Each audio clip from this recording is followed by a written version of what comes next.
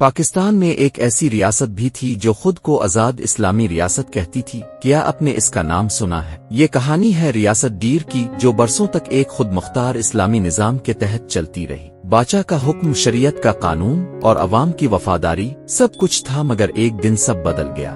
1600 کے قریب موجودہ خیبر پختونخوا کے پہاڑوں کے درمیان ایک خاندان نے اقتدار سنبھالا۔ یہ تھا سید خاندان، جنہیں مقامی لوگ نہ صرف حکمران بلکہ روحانی پیشوا بھی مانتے تھے۔ انہوں نے ایک ریاست قائم کی جسے ریاست ڈیر کے نام سے جانا گیا۔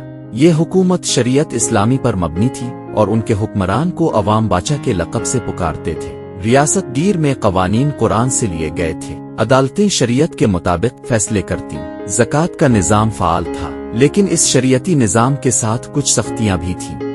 تعلیم پر خاص کنٹرول تھا، عورتوں کی آزادی محدود تھی، ریاست سے باہر جانے کے لیے بھی اجازت نامہ درکار ہوتا تھا۔ یہ نظام عوام کے لیے روحانی اور روایتی تھا، مگر آزادی کی خواہشیں بڑھتی جا رہی تھیں۔ برطانوی راج کے دوران ڈیر کو ایک نیم خود مختار ریاست تسلیم کیا گیا۔ باچا کو فوجی امداد کے بدلے علاقائی خود مختاری دی گئی۔ ریاست ڈیر افغانستان اور چترال کے بیچ واقع تھی، جس کی جغرافیائی اہمیت بھی نمایاں تھی۔ 14 اگست 1947 کو پاکستان وجود میں آیا، لیکن ریاست ڈیر نے فوری الحاق نہیں کیا۔ باچا سید محمد شاہ نے کئی ماہ تک پاکستان کو تسلیم نہیں کیا۔ وہ اپنی ریاست کو اسلامی خود مختار ریاست مانتے تھے۔ پاکستان نے ڈیر پر دباؤ ڈالا، کئی مذاکرات ہوئے اور بالآخر 1948 میں ڈیر نے الحاق پر دستخط کر دیے۔ لیکن یہاں کہانی ختم نہیں ہوتی۔